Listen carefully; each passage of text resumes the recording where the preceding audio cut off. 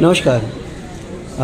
Ion India में आपका स्वागत है। और मैं आज प्रेस क्लब में हूँ और यहाँ पे हमारे दिल्ली यूनिवर्सिटी के कुछ लोग यहाँ पे आए हुए हैं। कुछ स्टूडेंट्स हैं जिनके साथ में कल एक घटना हुई और प्रोटेस्ट के दरमियान, जो बहुत ही दुखद और बड़ा ही विचारणीय है। भारत के में बढ़ती हुई एक दुर्भावना और एक जेलेसी और कॉम्युनलिज्म बड़ी तेज़ी से अब छात्रों के बीच बढ़ना शुरू हो गया है। और छात्रों में जबकि ऐसी भावना नहीं थी जो आज देखने को मिल रही है, तो इससे ऐसा लगता है कि ये एक इसको जानबूझ करके ख़ास के मैं समझता हूँ कि जो चुनाव का माहौल है उत्तर प्रदेश में इस वक्त, और जब जब चुनाव आता है हमारे भारत के अंदर में, तो कोई ना कोई ऐसी एक दुर्भावना, एक ऐसी घटना को तैयार कर दी जाती है, ऐसा इंसिडेंस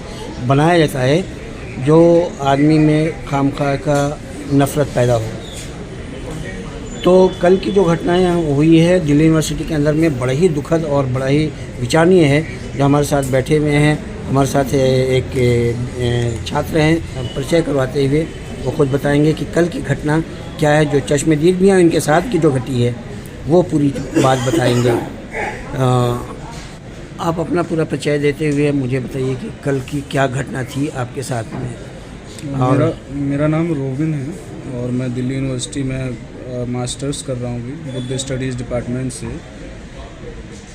कल की घटना एक निंदनीय घटना तो आप कह ही सकते हैं, लेकिन आप एक तरफ देखेंगे कि कल की जो घटना थी उससे पहले, एक दिन पहले हमने एक प्यूपिल लिटरेचर फेस्टिवल करवाया था, जिसमें एक बड़े प्रोफेसर, बड़े हिस्टोरियन एस इरफान हबीब, जो काफ़ी बुज़ुर्ग हैं, वो अपनी बात रख रहे थे कि किस तरीके से आज के दौर में जो जाति है वो काम करती है, या जातिवाद क्या है, किस तरीके से काम करता है। तो इन्हीं सब चीज़ों को अपनी बात रख रहे थे।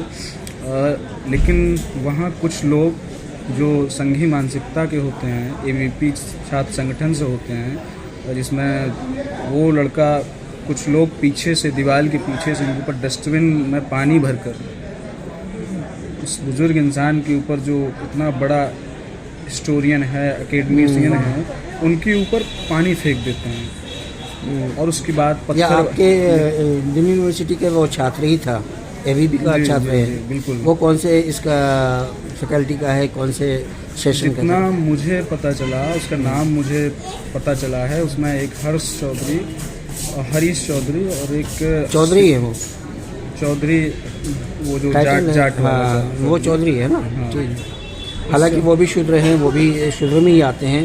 हालांकि ये तो नहीं है वो नहीं, जाट में जो चौधरी होते हैं वो अपर कास्ट में ही आते हैं। हाँ?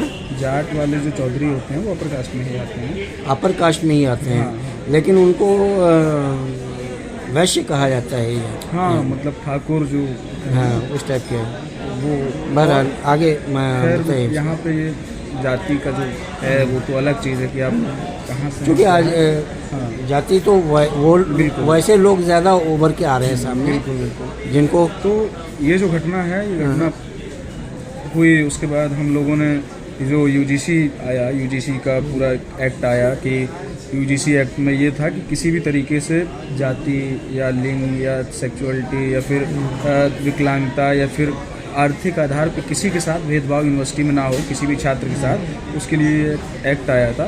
उस एक्ट के समर्थन में, क्योंकि वो एक्ट क्या हुआ कि कुछ चंद लोगों ने प्रोटेस्ट किया उसके खिलाफ, और UGC को, उसको सुप्रीम कोर्ट ने उसको स्टे लगा दिया।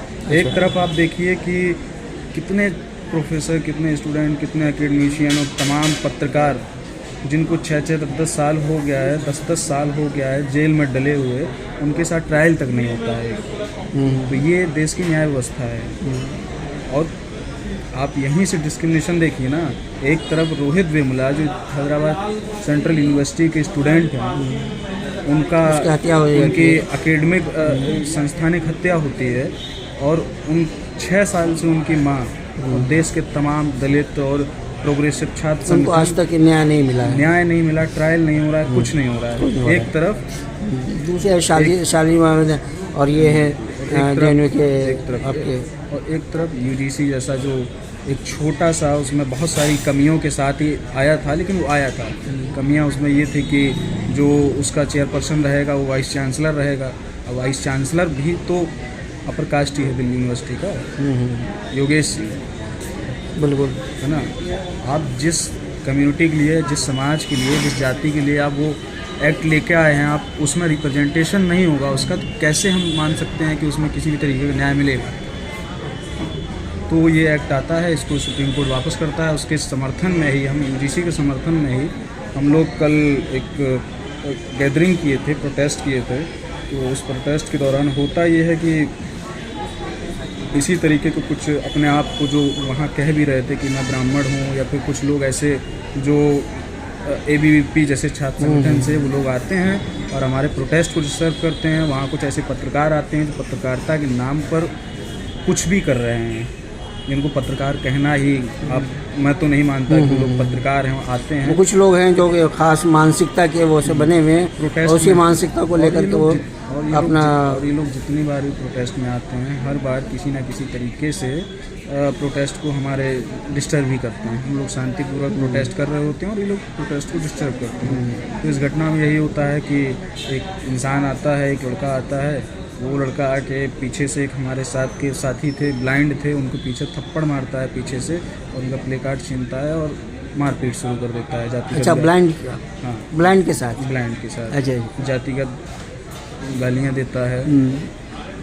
और इस हिंसा के बाद एक पत्रकार होते हैं जो अपने आप को ब्राह्मण बताते हैं कि मैं ब्राह्मण हूँ और तुम लोग ऐसे नहीं कर सकते हो, ये वो, जिनका नाम रुचि है, जो आजकल खूब चल रहा है। कल से उनको जो हाइप मिली है सो कॉल्ड कि भैया दिखाने के लिए, उनको विक्टिमाइजेशन बना दिया है। वो क्या करते हैं कि एक दलित पत्रकार होते हैं, उनके साथ छीना झपटी करते हैं, उनका फ़ोन छीन लेते हैं। तो उसमें हमारे साथ की कुछ महिला साथी थी, उनको बचाने की कोशिश करती हैं, तो उसमें से हमारी साथ की हैं, उनको वो गिरा देता है। महिला साथी उनको वो गिराती है, अब वीडियो में पूरा दिख रहा है किस तरीके से वो गिरा देते हैं, ये होता है। और इस घटना के बाद जब हमारे साथ जो महिला साथी हैं उस लड़की को पकड़ने की कोशिश करते हैं कि इसको पुलिस में दिया जाए, ये मार के भागी है, तो उसको विक्टिम बना के पुलिस वाले वहाँ से उसको छुड़ा के ले जाते हैं। अच्छा, पुलिस वाले छुड़ा के ले गए उस लड़की को, पुलिस वाले छुड़ा के ले जाते हैं।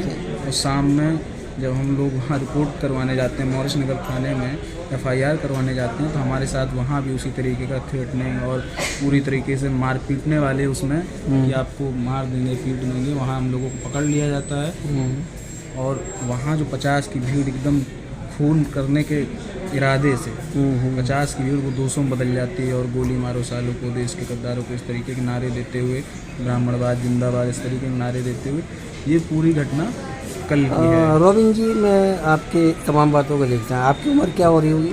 मेरी उम्र अभी 25 साल है। 25 साल है। आप युवा हैं और कौन सा ईयर चल रहा है आपका दिल्ली यूनिवर्सिटी में? मेरा दिल्ली यूनिवर्सिटी में दूसरा साल है, सेकेंड ईयर, लास्ट सेमेस्टर है मेरा। कौन सा सब्जेक्ट है आपका? मेरा बुद्ध स्टडीज़ है। बुद्धिस्ट स्टडीज, अच्छी बात है कि आप बुद्धिस्ट स्टडीज़ में आप हैं। उसमें सेकेंड ईयर है, सेकेंड ईयर बता रहे हैं, लास्ट ईयर है, लास्ट ईयर चल रहा है। क्या आपने कभी इस पर मंथन किया है आपने कि ये जो एक कास्टिज़्म में है और इस तरह के जो अपने आप को, आज नए लड़के, पहले इस तरह की बात नहीं थी,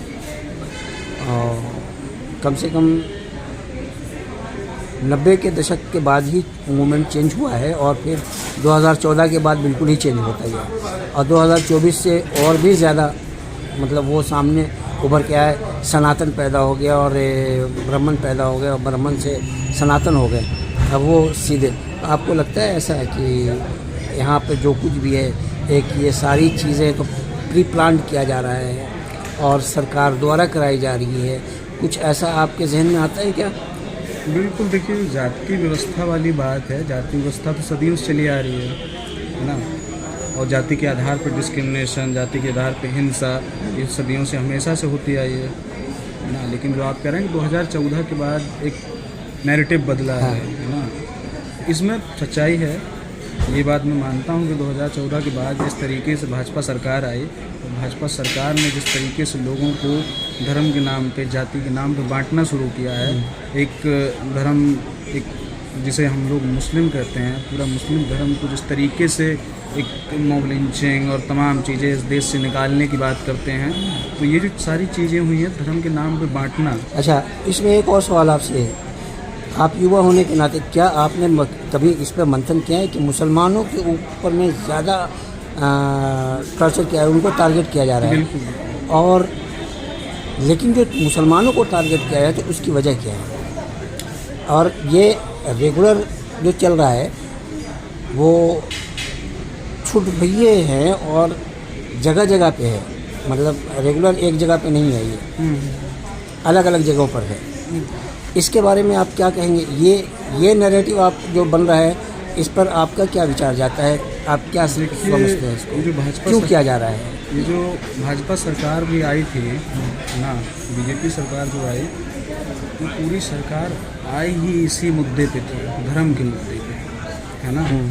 एक धर्म के मुद्दे पे ही 2014 से लेकर अभी तक, जब बीजेपी जब भी सरकार में आई या जब भी उसने अपने आप को बताने की कोशिश की कि मैं सरकार में हूँ, या फिर सरकार चलाने की कोशिश की, या फिर देश में वर्चस्व बनाने की कोशिश की, एक धर्म एक इंसान सब कुछ करेगा, तो ये जो पूरा नैरेटिव बना 2014 एक सवाल, बस ये सवाल थोड़ा सा आप अलग हो गए जी, नहीं मैं कि मुसलमानों को ही टारगेट क्यों किया जा रहा है, आप उस पर क्या मैं उसी पर आपका विचार है?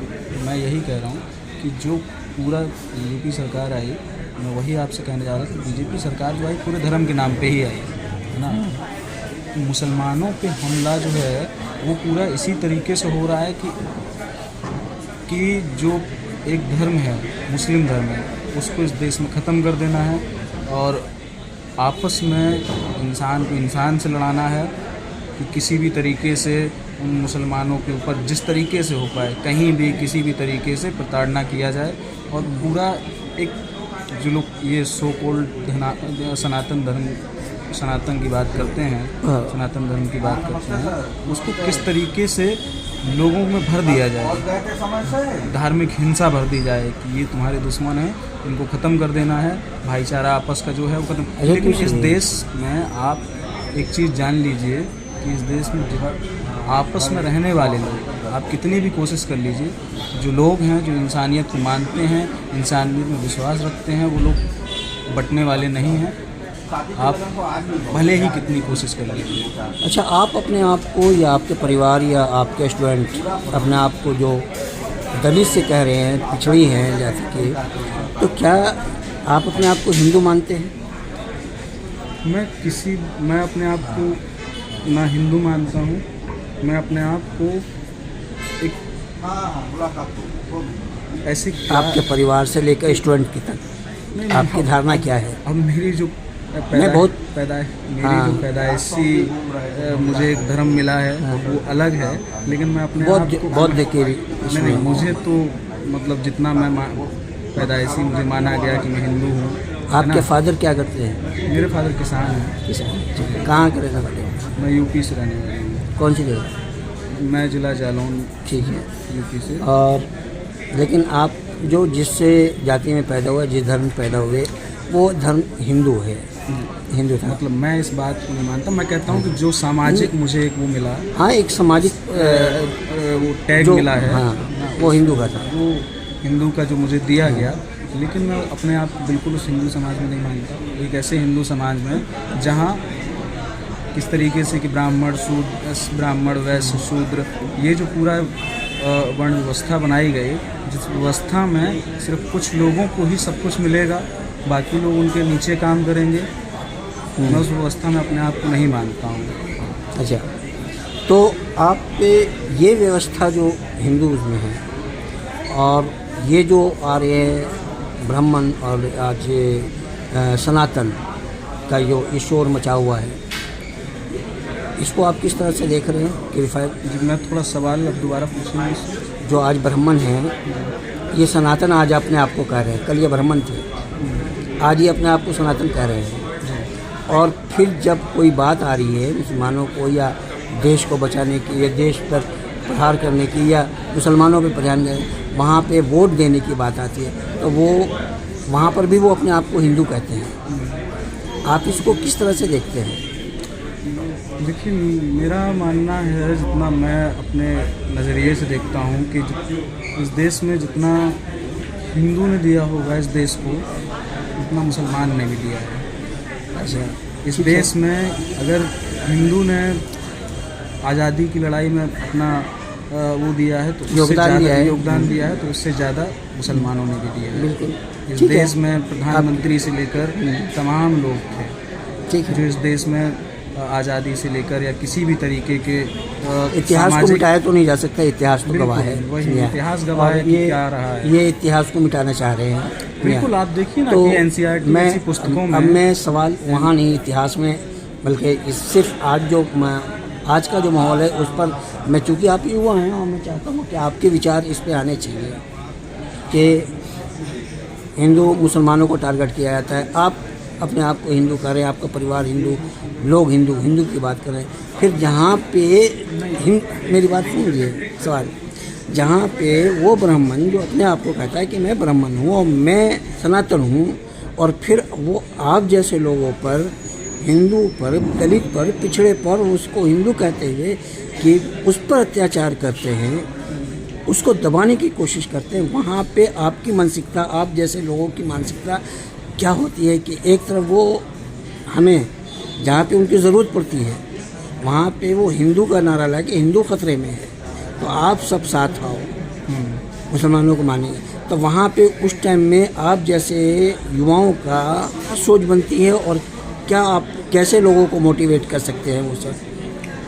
देखिए, जो ये पूरा हिंदू धर्म की व्यवस्था है, जो वर्ण व्यवस्था है, उसमें ये तो साफ तौर पे पता है, ये सारी दुनिया को पता है, या हर किसी को पता है कि वर्ण व्यवस्था में कैसे, वर्ण व्यवस्था पर कैसे काम करती है ना। और एक वर्चस्व, अपने आप को ब्राह्मण बताने का, और अपने आप का जो वर्चस्व है कि भाई मैं ब्राह्मण हूँ, मैं सबसे ऊपर हूँ, तो ब्राह्मण और या फिर अपर कास्ट में जो लोग भी हैं, उनको कोई ना कोई ऑपरेशन करने के लिए चाहिए होगा, वो चाहे मुसलमान हो। अगर आज, और ये तो देख ही रहे हैं ना कि सर मुसलमानों के ऊपर बढ़िया सर, हाँ देखिए और सब बढ़िया ना? हाँ आ गए हैं? बिल्कुल, मैं मिल रहा हूँ आपसे। बैठो क्या? हाँ पहलूँगा। यहाँ बैठो। तो ये तो मैं बचपन से अभी तक देखता आ रहा हूँ कि ये लोग सिर्फ मुसलमानों के ऊपर तो नहीं कर रहे हैं ना अत्याचार, वो अत्याचार और जो दबाने की कोशिश कर रहे हैं पहले मुसलमानों को और फिर दलित और पिछड़ों पर, समझो यही टारगेट कर रहे हैं। आप में से कोई भी ना ब्यूरोक्रेट है, आप में से कोई भी ना मीडिया चीफ है, ना आप में से कोई भी सरकार में अच्छे की पोस्ट पे है, बावजूद आपके आप अपने आप को हिंदू कहते हैं।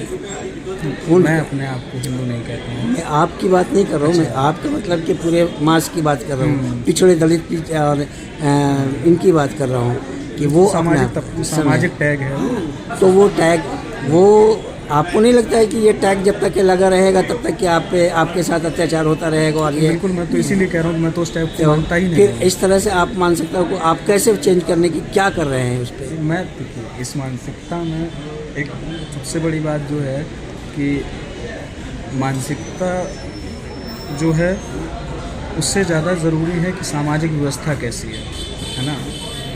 आप किसी भी इंसान, आपको देखिए ऑपरेशन कैसे होता है कि भाई आप सामाजिक व्यवस्था, जैसे जो संविधान में आरक्षण की बात है ना, आरक्षण आया कि सामाजिक आर्थिक आधार पे दलितों को या पिछड़े वर्ग के जो लोग हैं उनको आरक्षण दिया जाएगा। अब जो आरक्षण है अब उसको कैसे किया जाए? सबसे पहले तो शिक्षा, दलितों को कैसे शिक्षा मिले। आप एक चीज़ बताइए कि आरक्षण की बात आप लेके बीच में आ गए हैं। आप आरक्षण किनको मिल रहा है, उसका फ़ायदा कौन ले रहा है? मतलब आरक्षण किसको मिल रहा है? आरक्षण जो आज लागू हो गया, आरक्षण पे जो लोग IAS बन रहे हैं या IPS बन रहे हैं, डॉक्टर बन रहे हैं, उनका एडमिशन हो रहा है, तो वो कौन लोग हैं, कैसे लोग हैं? जिनको पढ़ने का मौका मिल पा रहा है, जिनको पढ़ने का मौका मिल पा रहा है। तो क्या किसी झुग्गी वाले को, क्या किसी गरीब तबके के लोगों को, क्या निर्धन लोगों को ऐसे मिला है क्या आरक्षण? नहीं, एकदम नहीं मिल पा रहा है, क्योंकि आरक्षण तब मिलेगा मैं ना। वो सवाल दे रहा हूँ आपको, बस वो इस बात को सोचने के मंथन करने की बात मैं है। वही कह रहा हूँ ना, आप सुनिए, मैं कह रहा हूँ कि आरक्षण का मौका तो तब मिलेगा ना जब उसको पढ़ने का मौका मिलेगा। ठीक है, हाँ, जब उसको पढ़ने का ही मौका नहीं मिल रहा है, उसको उस समाज में स्कूल जाने का मौका नहीं मिल रहा है, तो आरक्षण का उसको कब मौका मिलेगा, ठीक है। है ना। अब आप आपसे रोजगार एक नहीं सवाल दे- और, आखिरी सवाल ये है, क्या आपको लगता है कि आपके समाज में जो दलित पिछड़ी वर्ग जो भी हैं, ये यूनाइट हैं? बिल्कुल, मतलब मैं जो अब, क्योंकि ये सवाल सिर्फ एक किसी मेरे दलित होने का नहीं है, ये जो सवाल है ये पूरा मतलब एक ऐसा सवाल है जो हर किसी के लिए मायने रखता है ना। तो पहले क्या ज़रूरी है आपके साथ, क्या होना चाहिए? पहले तो मतलब जिस तरीके की जो सामाजिक व्यवस्था है ना, उस व्यवस्था से लड़ना होगा हमें। व्यवस्था आपके हाथ में है ही नहीं, तो आप व्यवस्था से कैसे नहीं, लड़ोगे? व्यवस्था से लड़ने का एक ही तरीका है ना कि आप सड़क पर उतरिए, आंदोलन करिए। आप जब यूनाइट नहीं है तो कैसे उठोगे? नहीं, कौन कहता है यूनाइट नहीं है? आप बताइए, जयप्रकाश आंदोलन आज तक क्यों नहीं हुआ? नहीं, अब देखिए, अब आप जयप्रकाश आंदोलन पे जाएंगे और जगह जाएंगे, ये बात अलग है। मैं आज के दौर की जो सवाल, सच्चाई को घोटा जा रहा है, अब फिर भी आप कहते हैं कि हम यूनाइट हैं। आपको बढ़ने नहीं दिया रहा है, फिर भी कहते हैं कि हम यूनाइट हैं। क्या यूनाइट होने का मतलब ये देखिए, हर किसी के इस समाज में उसको मौका नहीं मिल, हर किसी को समाज में मौका नहीं मिल रहा है कि वो सच्चाई को जान सके। मैं जान पाया हूँ क्योंकि मैं एक स्कूल में पढ़ा, फिर विश्वविद्यालय आया, मैंने चीज़ों को देखा, तब मुझे समझ में आया कि भाई यहाँ दुनिया तो कुछ अलग ही तरीके की है। जो मैं समझता था गांव में अपने आप को, मैं देखा वो दुनिया तो ये है ही नहीं कि हमको तो, मैं तो कभी ये नहीं समझ पाया कि भाई इस तरीके से डिस्क्रिमिनेशन भी होता है। आप क्या मैसेज देना चाहेंगे? अब मेरे सारे सवालों को मद्देनज़र रखते हुए आप देखिए, समाज को कुछ मैसेज देना चाहेंगे, आने वाली युवाओं को, आपके मैं तो बस एक ही मैसेज देना चाहूँगा, भारतीय युवाओं को, कि किसी भी तरीके से हर दलित पिछड़े वर्ग से, जो भी जिस वर्ग से है ना, वो कोशिश यही करे कि सबसे पहले एक शिक्षा प्राप्त करने की कोशिश करे और जितना ज़्यादा हो सके अपने आप को यूनाइट करे अपने, और इस सामाजिक व्यवस्था से, जो एक व्यवस्था ऐसी बनाई गई है जिसमें सिर्फ एक इंसान, एक वर्ग को ही सब कुछ मिलेगा और ये बाकी लोग कुछ नहीं मिलेगा, उस व्यवस्था से लड़ना होगा हमें। ये जो वर्ण व्यवस्था बनी है, उस व्यवस्था में जो हिंदू, सो कॉल्ड हिंदू बाकी लोगों को बताया गया है, लेकिन अपने आप को कौन हिंदू मानता है? बहुत बहुत ये तो शुक्रिया आपने रोबिन जी। जी, मैं कामना करता हूँ ऊपर वाले से, ईश्वर से, गॉड से, अल्लाह से और खुदा से प्रार्थना करूँगा कि आप कामयाब हों और अच्छे से अच्छा आपकी सोच में समाज आपको समझ सके। सबसे पहले आप अपने अंदर अपने आप को दलित पिछड़ी न कह करके, हिंदू ना हो करके, पहले अपने आप को इंसान बन जाइए। नहीं, कि ये पहचान बनाइए कि मैं इंसान हूँ, नहीं, मैं इंसान हूँ, मैं मानता हूँ, और लेकिन मैं अपने उससे सारे पहले- लोगों को एक लेकिन सीख मैं- दे नहीं, दीजिए उससे कि पहले आप इंसान हैं मैं कह रहा हूँ सबसे कि- पहले, नहीं, उसके बाद फिर आप वर्ण नहीं, व्यवस्था को इंसान देखिए। हूँ, ये कह देने से कि मैं इंसान हूँ, करना इंसान होने मेरे के नाते मेरे पीछे का जो मेरा इतिहास रहा है वो खत्म नहीं हो जाएगा ना, वो नहीं होगा ना, आपको ही पता वो है। इंसान जो से ऑपरेशन- इंसान को ही बदला गया, इंसानियत को बदल दिया मैं कह गया। रहा हूँ इंसानियत सभी में है। मैं अभी एकदम सभी में है। मैं कह रहा हूँ अपने आप को मैं इंसान ही मानता हूँ, मैं किसी और- धर्म से नहीं मानता हूँ, लेकिन मैं जाति की बात यहाँ इसलिए हुई क्योंकि इंसानियत जातिवाद की प्रचार करें, आप इंसानियत के बारे में कहें, और मैं तो चाहता हूँ और भाई फिर हर उसमें इंसान एक यूनाइट दूसरे होने काम की आए। दो बातें आपसे, कि आप पहले अपने आप में दायरे में आप देखिए आप यूनाइट हैं कि नहीं हैं। हाँ सर, चलिए ठीक है। ठीक है, बहुत बहुत शुक्रिया आप हमसे जुड़े, हमारे साथ बातचीत आईना इंडिया के साथ बातचीत करने के लिए धन्यवाद। बहुत बहुत